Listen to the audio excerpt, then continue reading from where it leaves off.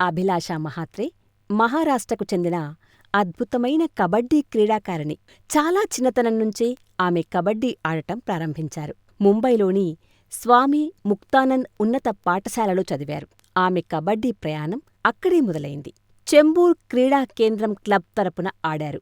అక్కడ చాలా పెద్ద టోర్నమెంట్లలో పాల్గొన్నారు. సీనియర్ ఆటగాళ్ల నుంచి ఆటలో మెలకువలు నేర్చుకున్నారు. అయితే విజయం ఆమెను అంత తేలికగా వరించలేదు.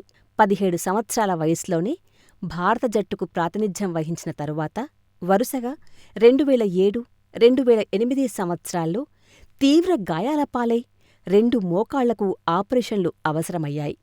కాని దృఢ సంకల్పం, పట్టుదలతో 2010లో తిరిగి ఆడేందుకు సిద్ధమయ్యారు. వివిధ అంతర్జాతీయ పోటీలలో భారతదేశానికి ప్రాతినిధ్యం వహించి అనేక బంగారు పతకాలు సాధించారు. 2006లో శ్రీలంకలో జరిగిన దక్షిణాసియా క్రీడల్లో మొదటిసారి ఆడారు. అప్పుడు భారత్ బంగారు పతకం అందుకుంది. 2012లో జరిగిన ప్రపంచ కబడ్డీ కప్లో, 2014 ఆసియా క్రీడల్లో భారతదేశం బంగారు పతకం సాధించటంలో అభిలాష కీలక పాత్ర పోషించారు.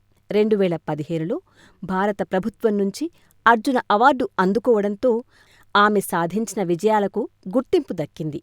2017లో మహారాష్ట్ర ప్రభుత్వం నుంచి శివ ఛత్రపతి క్రీడా పురస్కారం కూడా అందుకున్నారు.